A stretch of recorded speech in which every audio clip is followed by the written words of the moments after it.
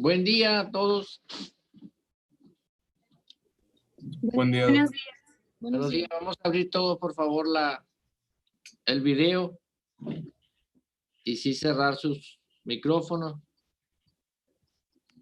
Y que se vaya ya conectando la compañera que va a hablar sobre trombocitosis primaria o esencial.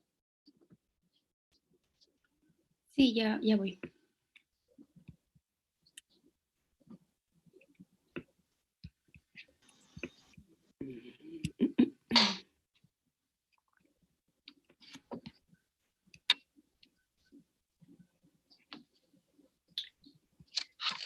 Ok. Ay.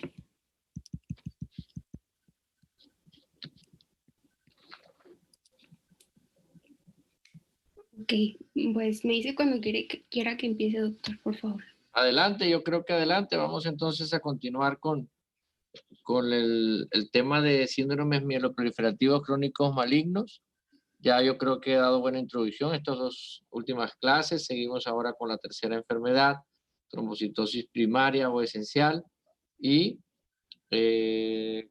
luego con mielofibrosis primaria. Tienes 25 minutos máximo, doctora. Adelante. Ok, pues buenos días, mi nombre es Mariela Mesa y yo les voy a hablar sobre la trombocitosis esencial. Como ya hemos venido mencionando, pues la trombocitosis esencial es también parte de las neoplasias mieloproliferativas y esta va a estar caracterizada por una superproducción de las células formadoras de plaquetas, pues llamadas megacariocitos en médula ósea, a causa pues de ciertas mutaciones, ¿no? Esto va a causar que exista un exceso de plaquetas en circulación y esto va a hacer que los pacientes que sufren esta enfermedad sean susceptibles a sufrir trombosis o hemorragias también. La incidencia de la trombocitosis esencial es aproximadamente de 1 a 10 casos por cada 100,000 personas y es predominante en mujeres y pues suele afectar principalmente a adultos de entre 50 a 70 años. Dentro de la etiopatogenia de esta enfermedad, pues como ya les dije, la alteración de la producción de las plaquetas en médula ósea va a estar dada puede estar dada por 3 diferentes mutaciones. La primera y la más común es la mutación en la enzima llanosinasa 2, que como ya hemos visto, pues es la enzima que tienen en común estos síndromes mieloproliferativos, ¿no?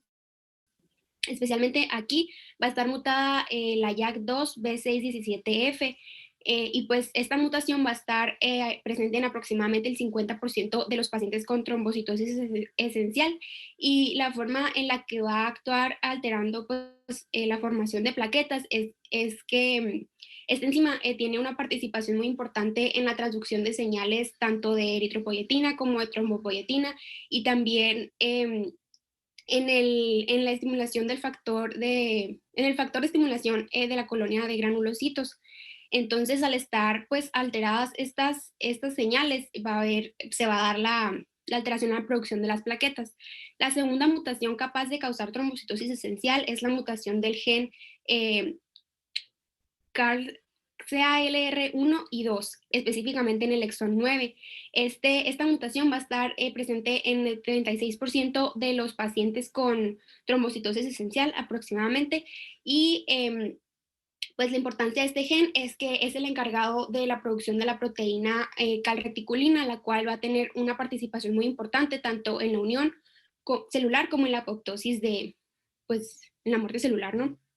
Y la tercera mutación es en el gen receptor de la trombopoyetina. Se va a presentar en aproximadamente el 4% de los pacientes que padecen esta enfermedad, y pues es el que va a tener una participación en la estimulación directa pues, de la trombopoyetina, ¿no? Que se va a encargar de la estimulación de los megacariocitos para la producción de plaquetas como tal.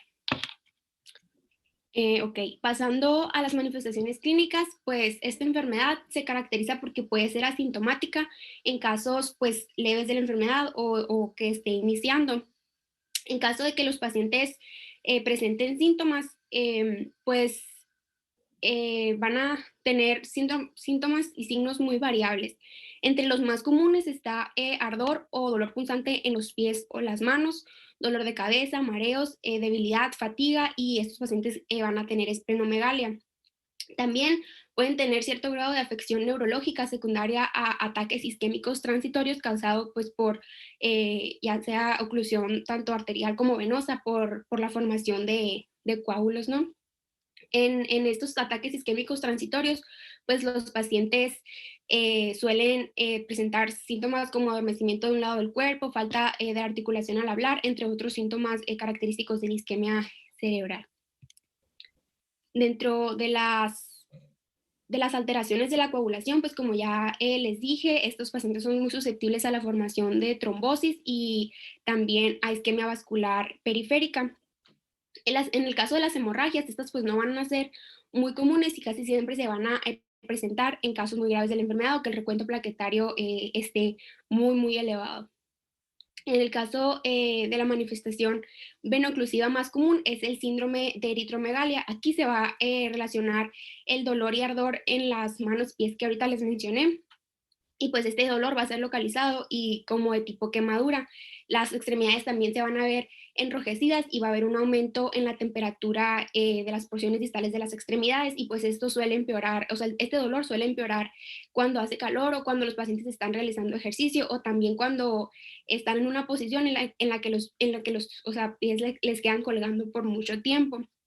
Esto va a ser debido a que no va a llegar suficiente circulación a las partes distales de las extremidades porque va a estar afectada la microcirculación.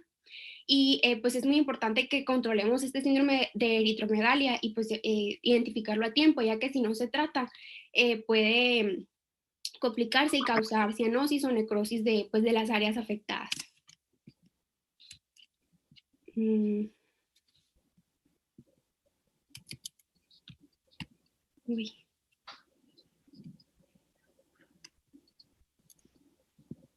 Ok. Pasando a lo que son los datos de laboratorio, pues en esta enfermedad es muy importante analizar tanto biometría hemática como biopsia de médula ósea y frotis de sangre periférica.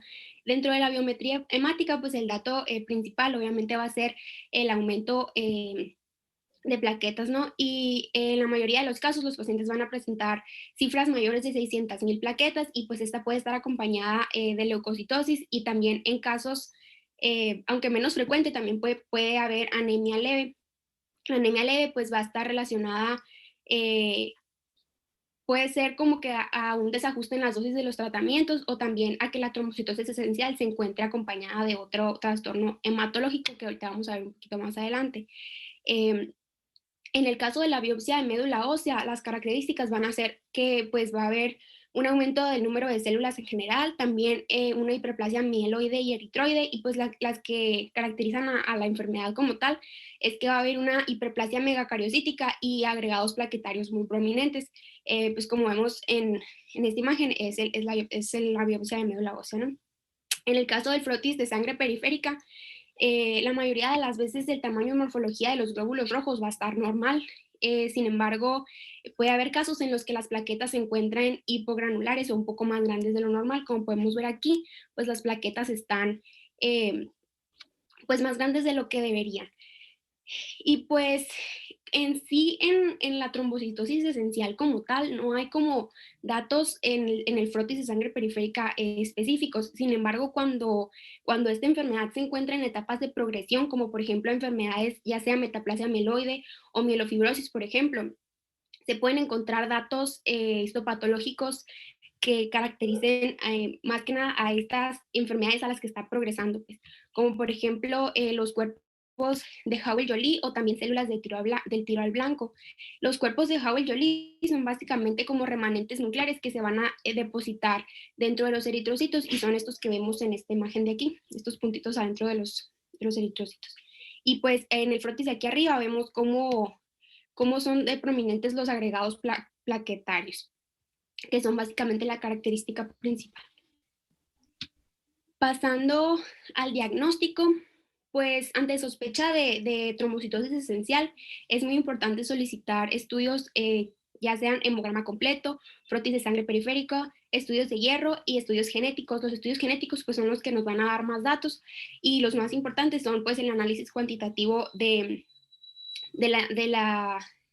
la llanosinasa 2, específicamente la B617F.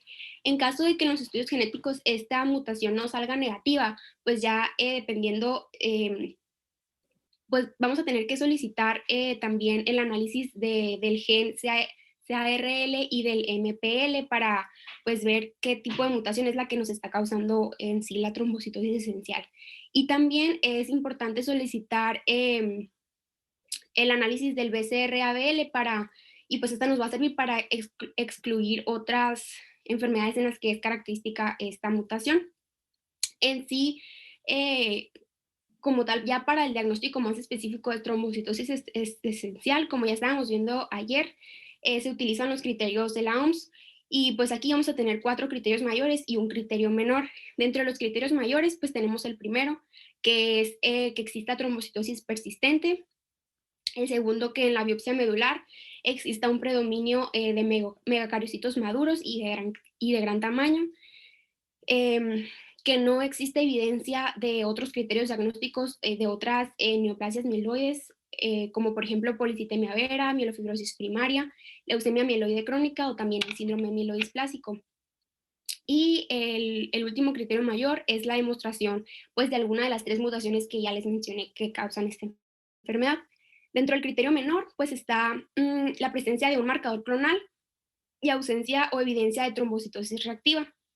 Y para confirmar el diagnóstico en base a los criterios, pues es necesario que el paciente cuente con los 4 criterios mayores o con los 3 primeros criterios mayores y el criterio menor. Y pues aquí es importante mencionar que el diagnóstico exclusivo nos va a ayudar mucho pues, identificar que realmente se trata de trombocitosis esencial, pues porque una de las características es que se descarten todos los otros síndromes mieloproliferativos y otras neoplasias mieloides. Una cosa allí, ¿cuál sería entonces la diferencia con la policitemia vera para hacer el diagnóstico? Porque con lo que pones allí, yo no sé si son exactamente los de la OMS los que pusiste o están un poquito modificados. Pero, por ejemplo, trombocitosis, ok, tiene que haber una trombocitosis mayor de 450, normalmente mayor de 600, ¿no? La línea celular afectada generalmente es la línea mieloproliferativa predominante, es decir, generalmente sí, a veces no es tan difícil porque aunque puedas tener un poquito de elevación de la hemoglobina, 16 por ejemplo, a lo mejor 12, 13,000 leucocitos, pues es relevante a lo mejor el número elevado de plaquetas, que puede ser mayor de 1 millón, 2 millones y hasta 3 millones de plaquetas o más. Entonces ahí no hay duda, pareciera uno cuando ve eso y dice, bueno, esto difícil sea algo reactivo, porque tiene 2 millones de plaquetas, pero te orienta, claro. Ahora, si hay que descartar como criterio menor trombocitosis reactiva. La trombocitosis reactiva, procesos inflamatorios infecciosos, incluyendo, además de otros como la deficiencia de hierro, no suelen ser mayores de 1 millón. No suelen ser, no quiere decir que no existan. Yo tuve un caso, pero eso fue un caso fortuito y difícil de volverse a presentar, pero sí tuve yo un paciente con casi 3 millones de plaquetas, una mujer joven, y obviamente cuando uno ve eso piensa en una trombocitosis primaria. Sin embargo, ella, después de hacer un buen análisis y un buen interrogatorio por síndrome febril de cierto tiempo ya, le descubrimos que tenía una brucelosis. Y esa pacientita, solo con el tratamiento de brucelosis, mejoró la cifra de plaquetas. Entonces hay que tener cuidado porque hasta un hematólogo en un momento dado, si no aplica bien los criterios, por eso es que existen los criterios para evitar confusiones. Y el segundo punto, obviamente, el criterio mayor dice biopsia medular con predominio en megacariocitos maduros y de gran tamaño, es decir, megacariocitos aumentados en número. En la médula ósea normalmente deben haber de 3 a 5 por campo y puedes ver 10, 20 o 30 megacariocitos por campo en la médula ósea. Obviamente un poco con núcleo hiperlobulado. ¿Y a qué se refiere con sin incremento significativo de la desviación a la izquierda, de la granulopoiesis o de la eritropoiesis muy interrecurrente incrementado, dice ahí, o de la eritropoiesis y muy infrecuentemente incremento de la reticulina. Bueno, lo que quiere decir es que las otras dos características son más de policitemia vera y un aumento de la reticulina exagerado es más de mielofibrosis primaria. Pero también hay otros, porque esto está como un poco modificado. Y antes, una de las características de la médula ósea, que si bien hubiese incremento en mielofibrosis o en fibras de reticulina medidas por una atención especial, no fuera mayor del 30%. Es decir, la mielofibrosis que acompaña a la policitemia vera y a veces también a la mieloide crónica y a la policitemia vera incluso, no debe pasar nunca del 30% de la médula ósea. Sobre todo al diagnóstico. ¿Por qué? Porque si pasa más del 30%, ya es un criterio de mielofibrosis primaria. Entonces, si bien hay algo reticular en médula, tiene que ser menor al 30%. Lo que te quiere decir el punto 2 es que si vas a encontrar algo de mieloproliferación de las otras series, pero que debe estar predominando la serie megacariopoyética o de megacariocitos o trombopoyética, y que no debe haber mielofibrosis aumentada, por eso dice ahí, y muy infrecuentemente incremento de la reticulina, pero que yo le agregaría menor del 30%. El tercer punto, bueno, que no hay evidencia de otros criterios de la OMS de policitemia vera, mielofibrosis primaria ni leucemia mieloide crónica. Ellos le meten aparte síndrome mielodisplásico, porque hay un apartado ahora, algunos quieren estudiar los mieloproliferativos crónicos, dividirlos en dos grupos. Filadelfia positivo, que sería la leucemia mieloide crónica, y los Filadelfias negativos, que serían estos tres, pero aparte le agregan algunos de los síndromes mielodisplásicos, porque también son, de alguna forma, no todos, pero hay un síndrome mielodisplásico que se llama, y bueno, les voy a decir, no los quiero confundir, pero les digo porque ustedes tienen derecho de saberlo, pero dentro de los síndromes mielodisplásicos existe uno que se llama leucemia mielomonocítica crónica. Ojo, la leucemia mielomonocítica crónica es un síndrome mielodisplásico que siempre será Filadelfia negativo, que comparte algunas características de la leucemia mieloide crónica, excepto que es Filadelfia negativo y que también comparte algunas características con las leucemias agudas, porque puede tener presencia de mieloblastos o de blastos, mejor dicho, pero nunca ser mayor del 20%. Eso es un síndrome mielodisplásico conocido como leucemia mielomonocítica crónica y además puede dar esplenomegalia. Entonces, es una enfermedad intermedia que está entre un síndrome mieloproliferativo crónico maligno y una leucemia aguda. Por eso, la definición de síndrome mielodisplásico es literal. Los síndromes mielodisplásicos son trastornos, bueno, empieza así de hecho, a pesar del término displasia, los síndromes mielodisplásicos son trastornos clonales. Cuando digo clonales, son malignos de la médula ósea que están íntimamente relacionados con los síndromes mieloproliferativos crónicos malignos y las leucemias agudas.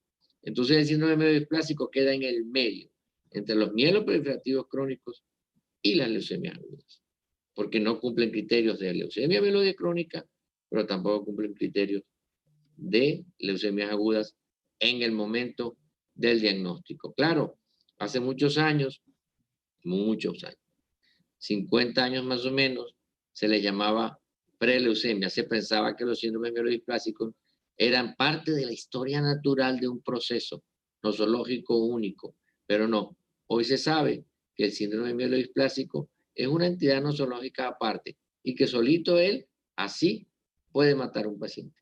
Los síndromes mielodisplásicos tienen trastornos clonales y trastornos moleculares, bueno, citogenéticos y moleculares característicos, que los hacen que podamos hoy en día los hematólogos diferenciarlo de los síndromes mieloproliferativos crónicos que estamos viendo ahora y de las leucemias agudas. Por eso dice allí que no tengan criterios de síndrome mielodisplásico específicamente, hablando de uno de ellos, que es la leucemia mielomocítica crónica, porque los otros no compartirían estas características, porque los dos primeros son anemia refractaria, es el tipo 1, el tipo 2 es anemia refractaria, con sideroblastos en el anillo, tampoco cumpliría. El tipo 3 es la leucemia mielomonocítica crónica, ese es el que les acabo de comentar, y el tipo 4, el síndrome mielodisplásico, es la anemia refractaria con exceso de blastos. La anemia refractaria con exceso de blastos ni es leucemia, porque tiene que tener de 19 blastos hacia abajo, y tampoco es un mieloproliferativo crónico, porque no cumple con los criterios. Entonces, es un poquito complicado este tema, pero no es porque queramos, es que así se comportan clínicamente, desgraciadamente, estas enfermedades. Ellas solitas se apartan y hacen una especie de, pues ellos mismos tienen un comportamiento biológico y clínico diferente, por lo tanto, existen estas clasificaciones y por tanto los criterios diagnósticos tienen que ser muy precisos para no confundir entre ellos mismos a los síndromes mieloproliferativos crónicos, pero tampoco a los síndromes mielodisplásicos. Eso en cuanto al punto 3. Y el punto 4, pues el tema de la demostración de la mutación. Que bueno, ¿en cuánto porcentaje se presenta el JAK2 en policitemia vera? Bueno, ayer lo dice el compañero, 94%. ¿O cuánto? ¿70? ¿Cuánto le gusta? ¿Qué porcentaje, Eric? En policitemia vera. Y aquí en trombocitosis primaria, ¿qué porcentaje tenemos de la mutación JAK2? Del 50 al 55%. Es menor, es menor. Entonces, ¿qué quiere decir? Que puedes tener trombocitosis primaria con JAK2 negativo, un 40%, un 30%. Por lo tanto, ojo, cuando no hay JAK2 positivo, no nos gusta, porque entonces nos deja un espacio ahí que es muerto, donde no demostramos clonalidad.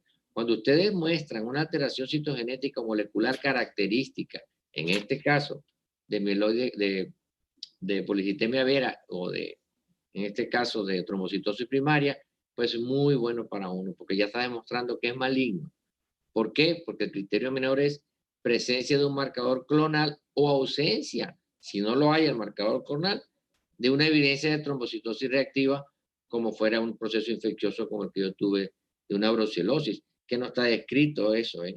Yo ese caso no lo he reportado porque no he tenido tiempo, pero hay que reportarlo porque no está descrito como una brucelosis de una trombocitosis reactiva tan severa. Entonces, bueno, hay que comparar entonces los criterios. Adelante.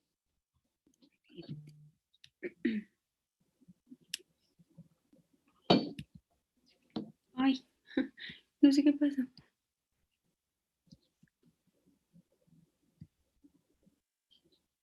Perdón. Ok. Ok, siguiendo con el diagnóstico diferencial, pues como ya estábamos mencionando, es muy importante descartar pues enfermedades en las que la trombocitosis esté en el transcurso de otras neoplasias del sistema hematopoietíco, ¿no? Como por ejemplo policitemia vera y las que ya estábamos mencionando. También, como ya nos mencionó el doctor, pues parte del diagnóstico diferencial es la trombocitosis reactiva, ya sea en procesos infecciosos o también mencionaba que es muy común en el curso de tumores sólidos, como por ejemplo de pulmón o de páncreas. También se puede presentar en casos de anemia por deficiencia de hierro, entre otras enfermedades. Otra enfermedad que también hay que descartar es la trombocitosis familiar, que pues es un trastorno hereditario que también afecta a la línea megacariocítica, y también las falsas trombocitosis, como por ejemplo las que se dan en casos de crioglobulinemia, que pues es básicamente la presencia de proteínas anormales en sangre, o también la podemos encontrar en la fragmentación de eritrocitos o de las células neoplásicas en sangre.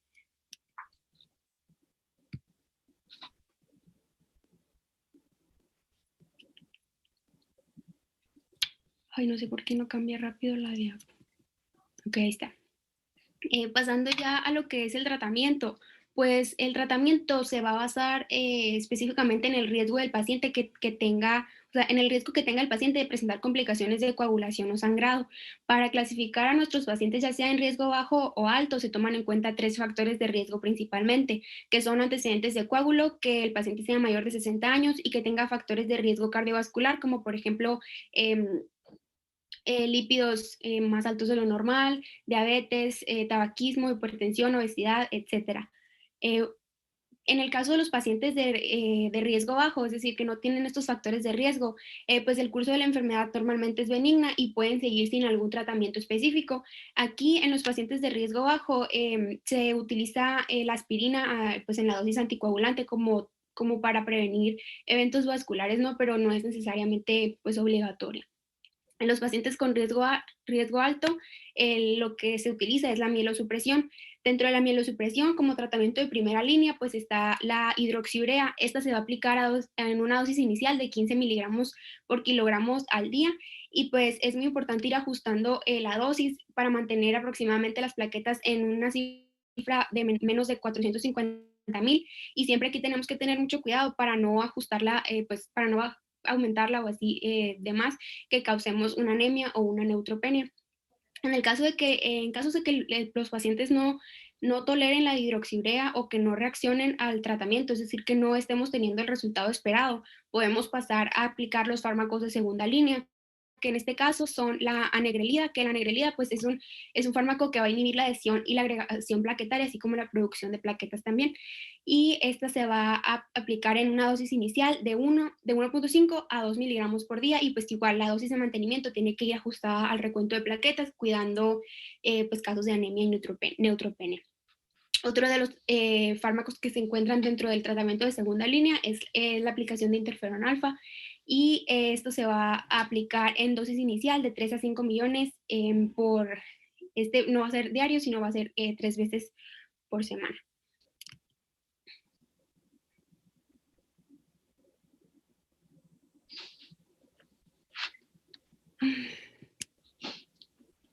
Sí.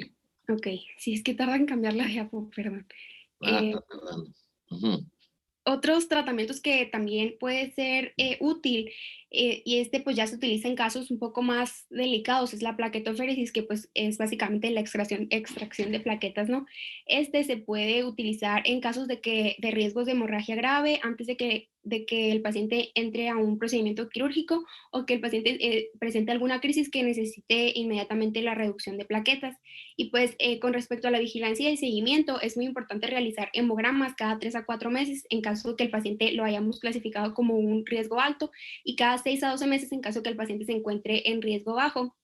Esto para ir viendo cómo evoluciona pues el recuento plaquetario, ¿no? Y ver si los tratamientos nos están funcionando como queremos. Dentro de las complicaciones de la trombocitosis esencial, pues las más significativas son las oclusiones microvasculares y también las trombosis de grandes vasos. En el caso de oclusiones microvasculares, pues entre las más comunes está en las que son en vasos pequeños en las partes distales de los miembros, como ya lo estábamos mencionando anteriormente, que causan el síndrome de eritromegalia. Cuando son en los ojos, los pacientes pueden sufrir migraña ocular, y cuando están a nivel del sistema nervioso central, pues puede ocasionar un ataque isquémico transitorio. En el caso de las trombosis de grandes vasos, pues esto ya va a ser como un poco más peligroso, por decirlo de alguna forma, y puede causar pues trombosis venosa profunda o incluso alguna embolia pulmonar. En el caso de las mujeres embarazadas, el riesgo que corren es de sufrir aborto espontáneo, desprendimiento de la placenta, también retraso en el crecimiento fetal y también partos prematuros. Dentro de las complicaciones más peligrosas, pues están las hemorragias, que aunque son poco comunes y solo se presentan en casos de trombocitosis extrema, en las cuales el recuento de plaquetas es mayor a 1 millón, pues estos pacientes son más susceptibles a sufrir hemorragias, ¿no? Y estas hemorragias también pueden estar relacionadas con una deficiencia del factor de von Willebrand, ya que al estar pues afectadas las plaquetas, se va a causar una deficiencia en la absorción y en la proteólisis de este factor factor, causando pues un síndrome de von Willebrand adquirido. Y otras complicaciones, pues es que la enfermedad progrese a otro tipo de neoplasia mieloproliferativa o también puede ser a una leucemia aguda o a un síndrome mielodisplásico.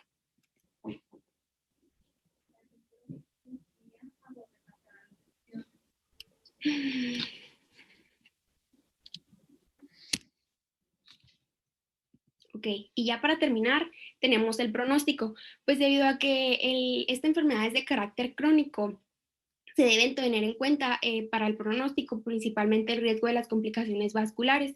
Y pues algunos ejemplos son que se ha observado a largo plazo que la enfermedad evoluciona a mielofibrosis en un 10% de los casos y a leucemia aguda en un 4% de los casos. Pues como observamos son porcentajes bajos, lo cual nos indica que pues un pronóstico pues relativamente bueno. Para la valoración ya más específica del pronóstico de esta enfermedad se utiliza el índice pronóstico internacional, en el cual utiliza pues los factores de riesgo que ya estábamos mencionando y le da cierta puntuación a cada factor de riesgo, y dependiendo del factor de riesgo que tenga el paciente pues va a ir sumando puntos, y según los puntos que tenga pues va a ser el pronóstico que se le dé, ¿no? La edad mayor a 60 años le da al paciente 2 puntos, leucocitosis 1 punto y antecedentes de trombosis 1 punto. Cuando los pacientes no tienen ninguno de estos factores de riesgo, la prevalencia de vida, el pronóstico, pues suele ser muy bueno y no difiere pues al de la población general, o sea que es de curso benigno, pues pronóstico bueno. En el caso de los pacientes que tienen alrededor de 1 a 2 puntos, se le da un pronóstico de aproximadamente 25 años, y los pacientes con 3 puntos o más, el pronóstico es de 14 años aproximadamente. Y pues considerando el rango de edad en el que esta enfermedad suele presentarse, pues el pronóstico es pues generalmente bueno. Y listo, es todo por mi parte. ¿Alguna duda? ¿Alguna pregunta, compañeros? Bueno, aquí vamos a continuar y ya vamos a hacer una correlación de todo al final, que ya lo hemos hecho bastante.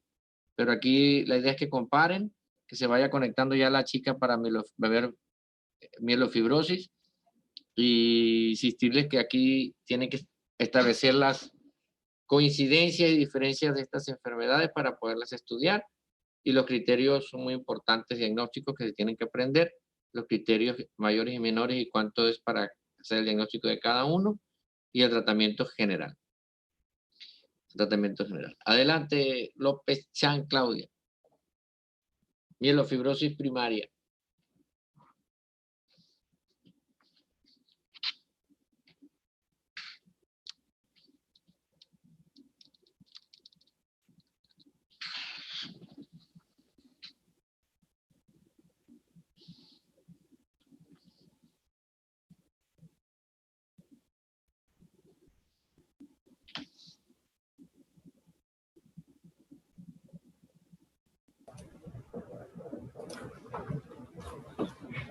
¿Ya me escuchan? Bueno, gracias. Bueno, vamos a continuar con mielofibrosis primaria. Voy un poquito rapidito. La introducción pues ya no tiene caso que la veamos. Empezando con la definición, pues la mielofibrosis va a ser una neoplasia mieloproliferativa que se va a caracterizar principalmente por la expansión clonal de una célula madre pluripotente.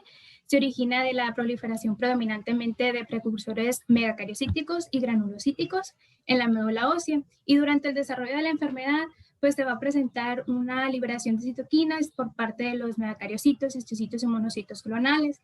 Esto va a provocar pues un depósito de tejido fibroblástico policonal, y ya después se van a dar la fibrosis, la angiogénesis y la osteoclerosis. Va a haber una reducción del tejido hematopoyético normal y se va a presentar una hematopoiesis extramedular, especialmente a nivel esplénico. Esta patología la pueden encontrar con diversos nombres como mielosis primaria, idiopática, mielofibrosis con metaplasia mieloide o metaplasia mieloide angiogénica.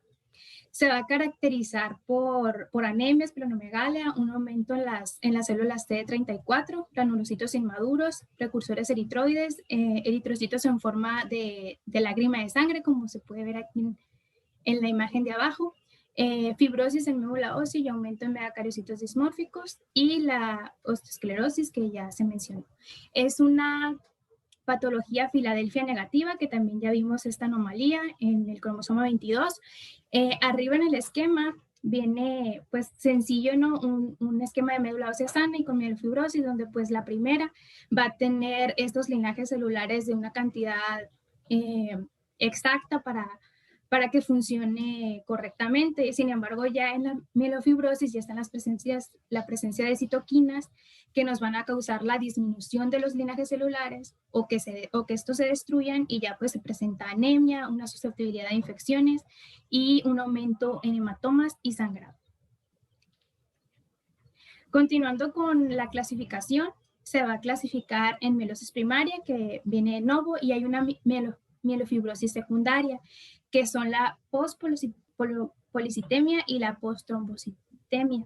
Estas pues van a derivar obviamente de las patologías que ya se les presentaron, y esto se debe porque tanto el aumento de la fibrosis medular como los datos clínicos van a ser compatibles con la mielofibrosis. Y en el caso de la que estamos hablando ahorita, la mielofibrosis primaria va a tener, aquí la puse como una característica especial, pero no es que lo leí en una tesis, y se mencionaba que antes no se tomaba en cuenta esta etapa prefibrótica, pero realmente la mielofibrosis primaria va a tener la etapa prefibrótica y la etapa fibrótica. Solamente pues que en la etapa prefibrótica los hallazgos que distinguen a la mielofibrosis no van a estar presentes o van a ser mínimos. Va a haber una superposición con las características clínicas y morfológicas de la trombocitemia esencial, y se va a caracterizar por una disminución del número de precursores eritroides y la atipia en los megacariocitos. Ese cuadro que venía abajo de los datos diagnósticos lo pueden encontrar en el libro de hematología de Williams, y pues se van a dar cuenta conforme avance la exposición que estos puntos van a ser pues todo lo contrario a lo que se presenta en la etapa fibrótica. En cuanto a la epidemiología, esta va a tener una incidencia anual del 0.5 al 1.5 de casos nuevos por cada 100,000 habitantes. Es una enfermedad que se da en ancianos, en personas mayores, y va a afectar a ambos sexos, pero se da más en hombres. Y la edad de diagnóstico va entre los 50 y los 80 años, sin embargo la mediana es de 65 años. Igualmente hay casos en los que se pueden detectar incluso en menores de 46 años. Es una patología que no se ha demostrado que sea heredable, sin embargo sí se puede presentar en grupos familiares. En cuanto a la etiología, va a ser desconocida, pero se relaciona con radiaciones previas ionizantes, ya tóxicos industriales como lo es el benceno y el tolueno, igualmente a una posible predisposición genética, por lo que ya les dije que a pesar de no ser demostrada una característica pues, de que sea heredable, sí se presenta en la misma familia. Y también Harrison mencionaba el origen de ciertas características de la enfermedad, como es la intensidad de la mielofibrosis y el grado de la hematopoiesis extramedular, que no van a tener relación. La fibrosis se va a asociar a una sobreproducción del factor de crecimiento transformante beta y de inhibidores císticos de las metaloproteinasas. La osteoclorosis a una sobreproducción de osteoprotegerina, y la angiogénesis medular pues a un aumento de la producción del factor vascular del crecimiento endotelial. Bueno, aquí en cuanto ya empezando la patogenia y la historia natural, pues se van a encontrar la fase prefibrótica y la fibrótica. Esto es a nivel de médula ósea. En cuanto a la prefibrótica, se va a distinguir porque va a haber una mieloproliferación crónica e hiperplasia de megacariocitos atípicos, y es un estadio de hipercelularidad donde se va a ver aumentada la serie granulocítica y la megacariocítica, y va a haber una disminución de la eritropoyesis, mientras que en la fibrótica ya es una etapa de hipocelularidad, y aquí va a haber presencia ya de fibrosis reticulínica o fibrosis colágena, y ya se va a ver la presencia de la osteoesclerosis. En la primera y en la segunda imagen se encuentra en fase prefibrótica, donde podemos ver pues la hipercelularidad con poca grasa o nula. Aquí pues no se van a encontrar las fibras de reticulina o colágena, pero se ve la tendencia a la agrupación de los megacariocitos. Igualmente se puede ver que va a haber defectos en la maduración nuclear. Y en la imagen 3 y 4 está en fase prefibrótica precoz. Aquí ya se puede ver el refuerzo de las fibras de reticulina, y en la fibrótica ya se ven los megacariocitos dismórficos, también la disminución de la celularidad, y vemos cómo forma un aspecto de remolino. Y en las imágenes 5, 6 y 7 ya es la etapa fibrótica avanzada, donde ya la hipocelularidad está muy marcada, es un aspecto ya generalizado. Se puede ya ver la continuidad de la colagenización con el hueso, y ya va a haber abundancia de reticulina, que es lo que nos va a dar una destructuración de la médula. En cuanto a aspectos moleculares, ya los vimos estos todos en las patologías anteriores. Es el mismo, la mutación en B617F, en HAG2, que ya vimos que tiene que ver con la vía de Hagstad, y pues que va a tener relación con aspectos en lo que es la división celular, la muerte celular, incluso unos procesos inmunológicos. Aquí pues esta mutación se genera de una sustitución de una valina por una fenilalanina en la posición 617, debido a una sustitución de una guanina por una timina en el nucleótido 1849 del axón 14 del gen HAG2. Esto está muy difícil, pero aunque sepan que es una proteína que tiene actividad quinasa, que va a usar tanto receptores de eritropoyetina como trombopoyetina, pues para que realice su función normal. En esta imagen se ve la primera, que es la estructura normal que necesita a ese receptor para poder tener su regularidad. Sin embargo, pues ya con la mutación, la proteína va a cambiar su morfología, y ya no va a ser necesario que esté presente este receptor o ligando para que funcione, sino que se va a permanecer activa constantemente, y eso pues va a generar el aumento exagerado de la proliferación celular.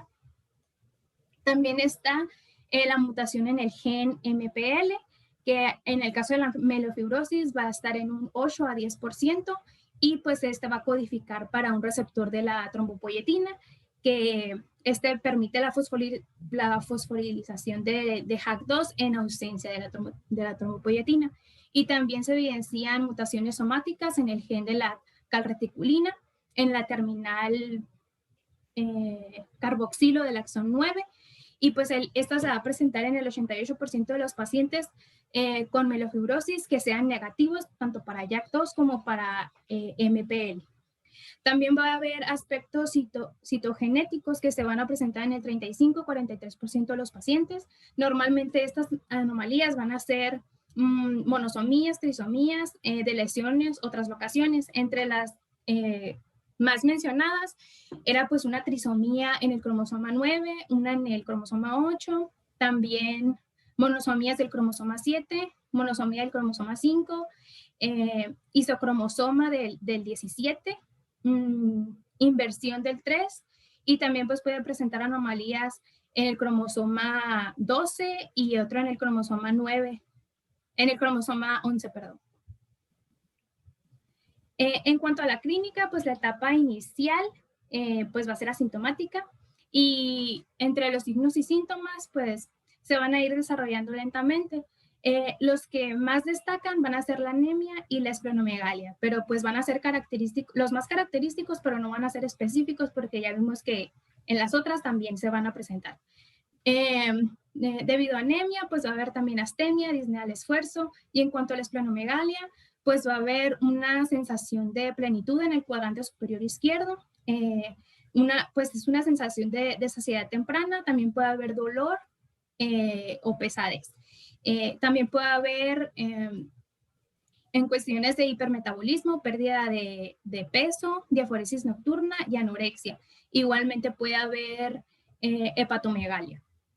Y también puede haber hipersensibilidad ósea y edema periférico.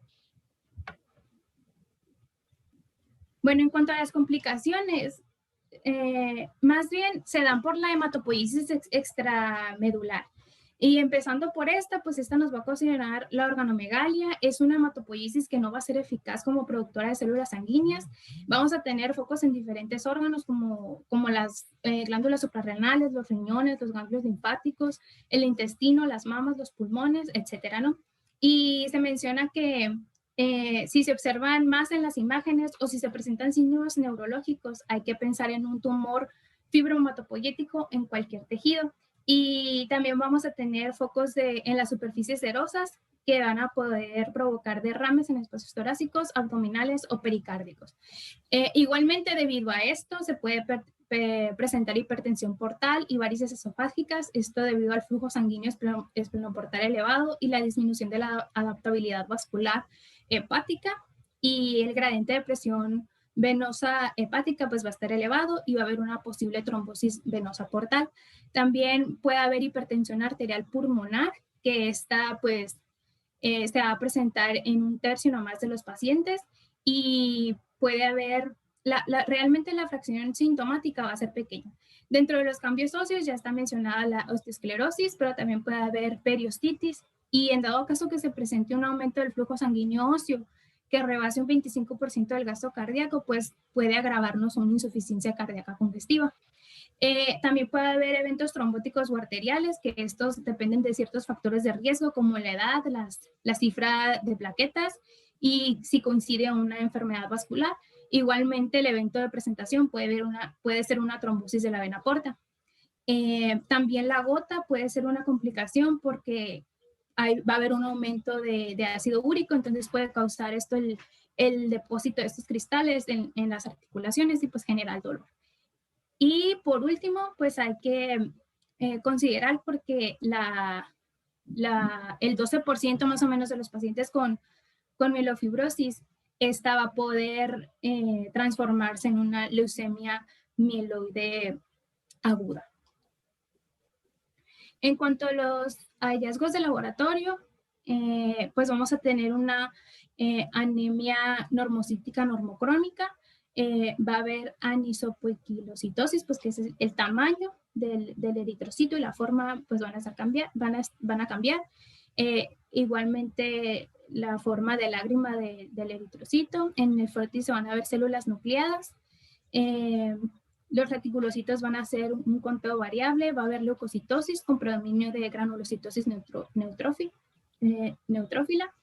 En un 15% de los casos va a haber neutropenia. Los basófilos suelen estar aumentados.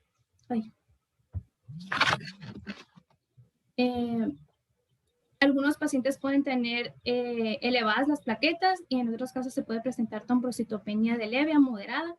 Los tiempos de coagulación van a estar alterados. Puede presentarse pancitopenia. Son características las plaquetas gigantes con granulación plaquetaria normal y algunos micromegacariocitos circulantes. Ya la hematopoiesis va a ser ineficaz, va a haber aumento de células CD34. El ácido úrico, la deshidrogenasa del ácido láctico, la fosfatasa alcalina y la bilirrubina suelen estar incrementados. Y en cuanto a los niveles séricos de albúmina, colesterol y lipoproteínas de alta densidad suelen estar reducidos. Igualmente en la imagen volvemos a observar la morfología característica de los eritrocitos. En la siguiente la hipercelularidad. En esta pues ya las fibras de reticulina o colágena. Y ya en la última pues ya un estado fibrótico. En cuanto al diagnóstico diferencial, se van a tomar en cuenta patologías como la leucemia mielógena crónica, la mielodisplasia y la tricoleucemia.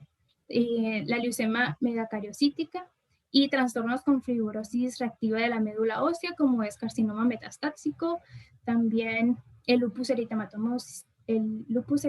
sistémico, entre otros. Igualmente, las enfermedades mieloides clonales suelen mostrar incrementos en la reticulina de la médula ósea, pero solo en la mielofibrosis va a haber una fibrosis de la colágena.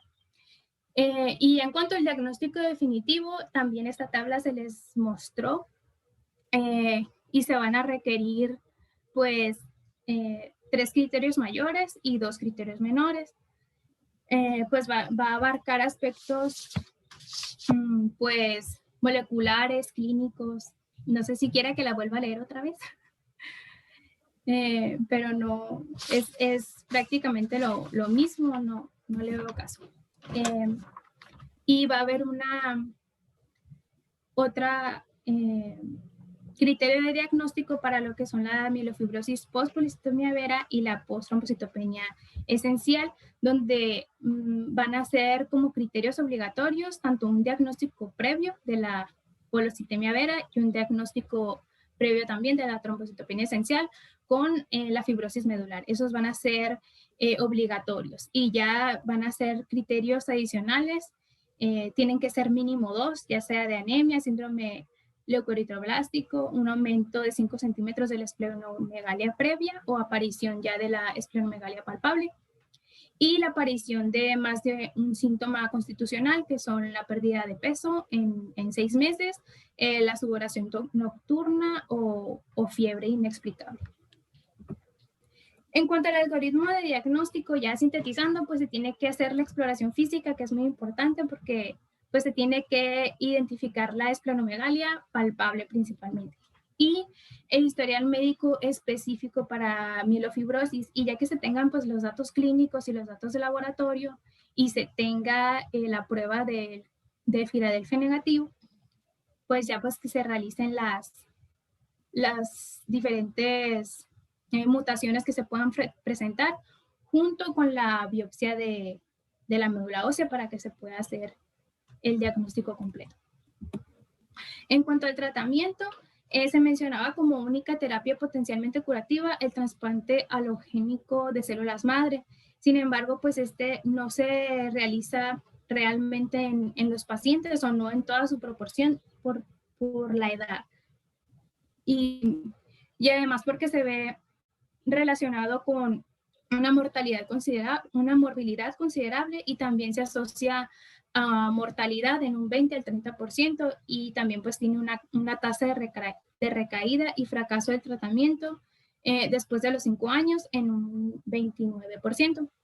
Y pues de no ser posible este tratamiento en específico, pues es recomendable darle solución a la sintomatología para mejorar la calidad de vida, y está el tratamiento para la anemia y para la esplenomegalia. En cuanto a la anemia, se utiliza la eritropoyetina recombinante humana en 600 unidades sobre kilogramo por semana. Están los corticoides con el uso de prednisona de 0.5 miligramos sobre kilogramo al día. Están los andrógenos como el danazol en 600 miligramos al día, agentes inmunomoduladores que son la talidomina, la lenalidomina y la pomalidomina. Igualmente se consideran las transfusiones.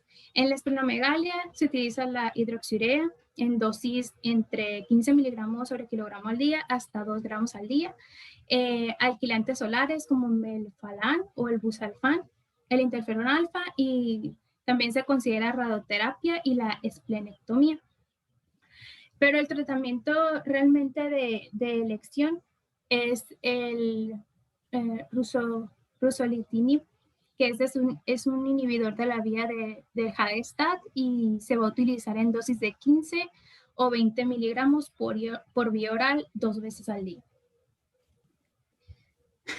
En cuanto al pronóstico, se estima una sobrevida aproximadamente entre 5 y 7 años después de que se realice el diagnóstico, y las causas de muerte pues pueden ser por infección, por hemorragia, por mortalidad después de la esplenectomía o porque pues se evolucionó a una leucemia aguda. Y las variables que se van a tomar en cuenta son ya las que se mencionaron a lo largo de la exposición, pero se las voy a poner en los índices de pronóstico que existen, que es el IPSS, que este se utiliza al momento del diagnóstico y va a tomar las variables de la edad, la hemoglobina, hemoglobina menor a 10 gramos sobre decilitro, leucocitosis mayor a 20 por 10 a la 9 sobre litro, los blastos circulantes mayor o igual a 1% y síntomas constitucionales. A este se le va a dar un punto por cada una de las variables que se presenten y se va a clasificar en un estadio de riesgo y es lo que se le va a dar la supervivencia media en años. También está el otro modelo, que este es el que se utiliza en la práctica clínica, porque no se utiliza nomás al momento del diagnóstico, sino que se puede aplicar en el momento de la evolución de la enfermedad, que es el DIPSS. Se van a utilizar las mismas variables, el único cambio va a ser que en vez de darle un punto a la hemoglobina, le van a dar 2. Igualmente se hace la suma de los puntos que se obtengan y se clasifica en un estadio de riesgo. Está el otro, que es igual que el anterior, pero en plus, porque se agregan 3 variables, las plaquetas, la dependencia transfusional y el cariotipo.